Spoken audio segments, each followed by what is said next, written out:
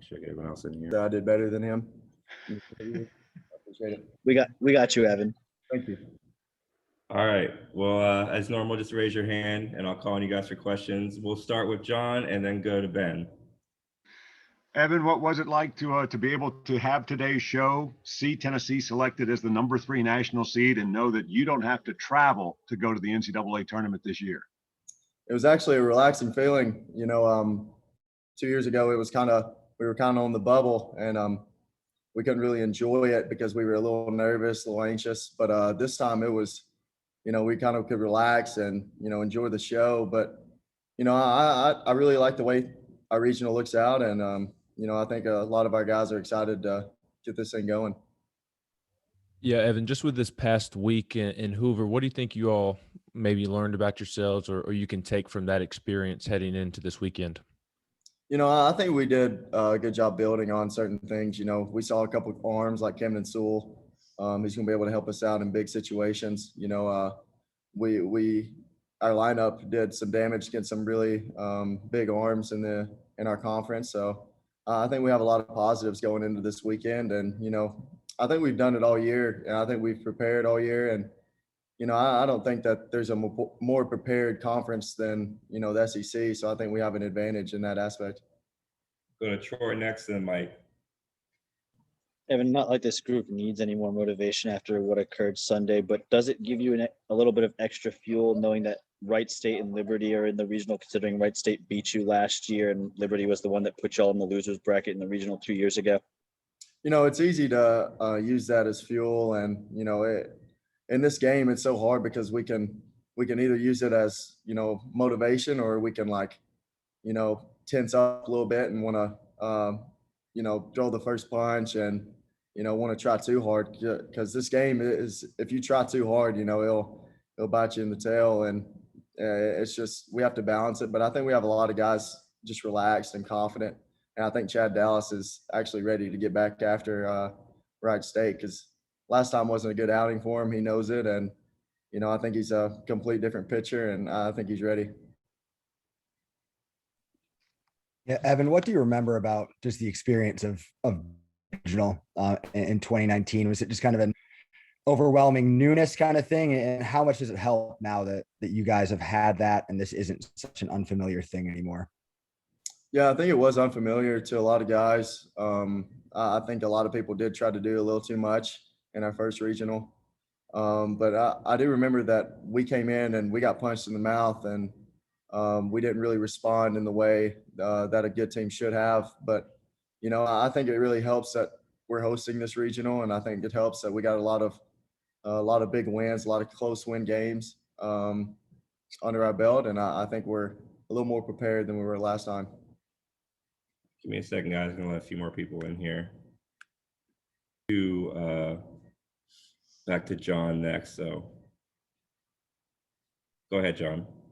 All right, Evan, it's been really cool to see some of your teammates reach milestones. Pete becomes the all-time leader in games played at the University of Tennessee. Sean Hunley yesterday becomes just the third ever to make 30 appearances in a single season. What's it like that guys that you've been step for step with in your experience in Tennessee are now right at or near the top of some records? We got a lot of veterans on this team that are finally getting recognition that they deserve. Pete Durkee, he's grinded as much as anyone on this team. For some reason, that dude always finds a way to get in the lineup and produce. And Sean Hunley, hats off to him. He's probably got a rubber arm by this point. But we expect him to be ready for any game. He wants the ball, and I'm assuming that we're going to have a lot more outings with Sean Hunley on the mound. So he should just be ready to set some more records. All right, go to Ben next, and then Mike.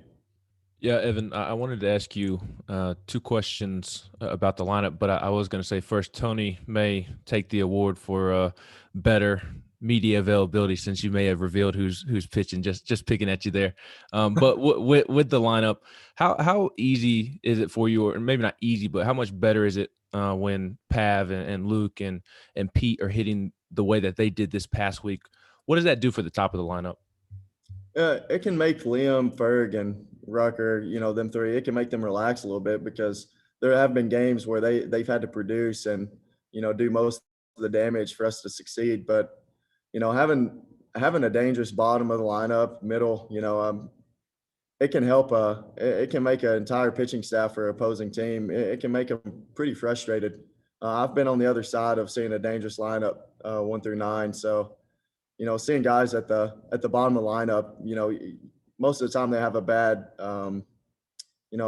name for the bottom of the lineup, but I think we could flip it and do just as well. So I think that shows that we've got a pretty good lineup top to bottom. And whenever Pav, Luke, and Pete are rocking on all cylinders, and then Jordan Beck's bringing some power that not many people can, it can be pretty fun to watch.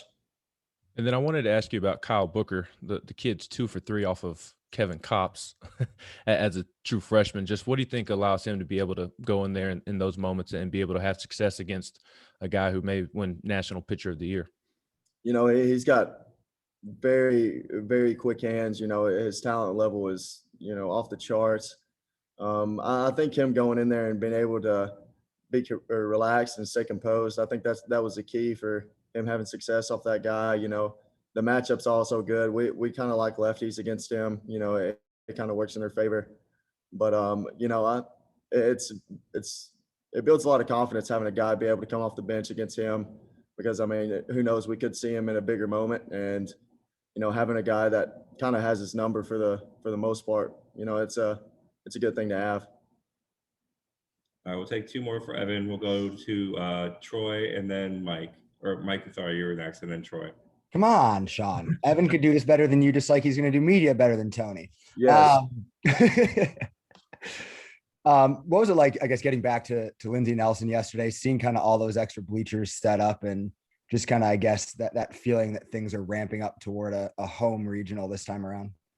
There's no place like home. It is pretty exciting that we get to bring the regional to Knoxville. Being able to go to Hoover and seeing all those fans come out and support us, it is exciting, and it means a lot for this team, to Tony, to the entire coaching staff. It means a lot to have that many people come out and support us, and we can expect a lot more this weekend in the regional. So I think we're excited, and playing in front of this packed house, it's probably nothing better, to be honest. But I think we're all excited to get out there and see the fans, see the orange and white, and give them a good show. Yeah, you mentioned that as somebody who grew up watching this program, loving this program, and then joining this program, and it was kind of down. Did you ever envision that here in your senior year to be hosting a regional?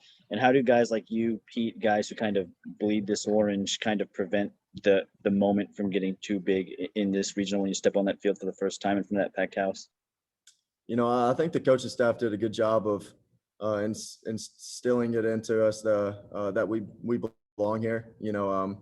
They helped us, have a mentality of believing in ourselves, and nobody's shocked for what we've done this season. And I think we have a lot of confidence going into it, and we've competed against the best. Sometimes we've fallen short, sometimes we've won them, but I don't think anybody in here thinks that we don't deserve this. I think everyone expected it based on the talent we had on this team, and I think we're going to keep trying to prove to everyone who the Tennessee Volunteers are. So Thanks, Evan. thank y'all. Y'all have a good one.